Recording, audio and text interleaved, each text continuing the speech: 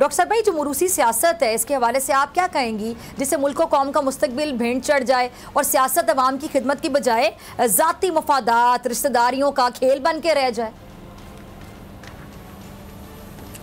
मेरा ख्याल है जहाँ तक मरूसी सियासत का ताल्लुक़ है उसकी अब एक्सेप्टेबिलिटी बहुत हद तक ख़त्म हो चुकी है। अगर मैं सही आपको अपनी हिस्ट्री बताऊं तो हम आपको पता है पीपल पार्टी के साथ एसोसिएटेड थे 2008 तक। मेरे ससुर जो थे वो फाउंडर मेंबर थे पाकिस्तान पीपल्स पार्टी के।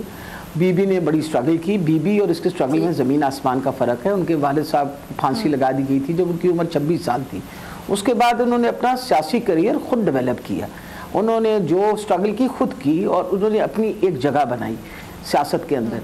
लेकिन एक बात मैं आपको बता दूं तो इन्होंने तो सियासत में कभी भी नहीं बनाई। ये तो बेचारी आपको पता अब्बा जान की लाडली होने की वजह से वो बिल्कुल लड़के जो थे वो कहते थे हमने सियासत में नहीं ट्रस्ट लेना।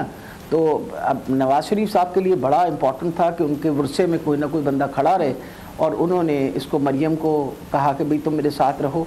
अगर आप देखा जाए तो इनको पॉलिटिक्स की क्या समझ है। इन्होंने कभी कोई जिस तरह कहा है हारना जीतना अपनी जगह होता है। कभी कोई इलेक्शन लड़ी, कभी स्टूडेंट्स यूनियन में रही, कभी इनको कुछ पता है कि सियासत की अलग बेकोको होती क्या है।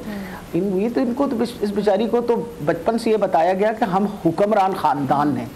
आपको अगर ये उसकी डायलॉग याद हो तो इसने ये कहा था कि हम हुक्मरान ख़ानदान से ताल्लुक़ रखते हैं, हमें कौन बाहर निकाल सकता है। जमहूरियत के अंदर कोई हुक्मरान ख़ानदान नहीं होता।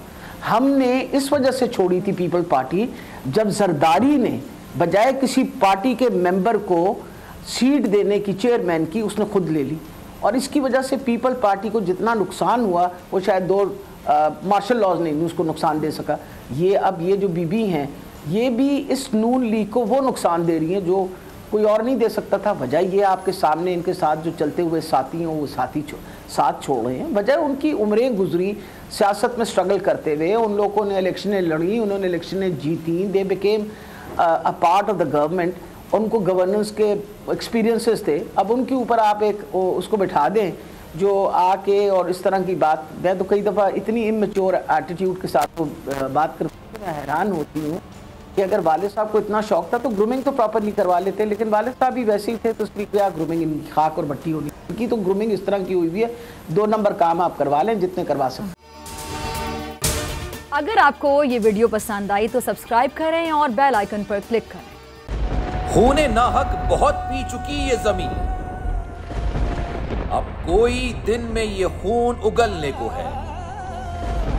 खत्म हो जाएगी ये तमाशागरी, वक्त पलटेगा रोजे जजा की तरह। ये जो पेशावर में ताजा लहू है बहा, एक क़यामत करेगा फलक पर बपा। गम की सलमनाक घड़ी में बोल सानह पेशावर में शहीद होने वालों के लवाहिकीन के साथ। सब्सक्राइब करें और बेल दबाएं ताकि कोई खबर रह न जाए।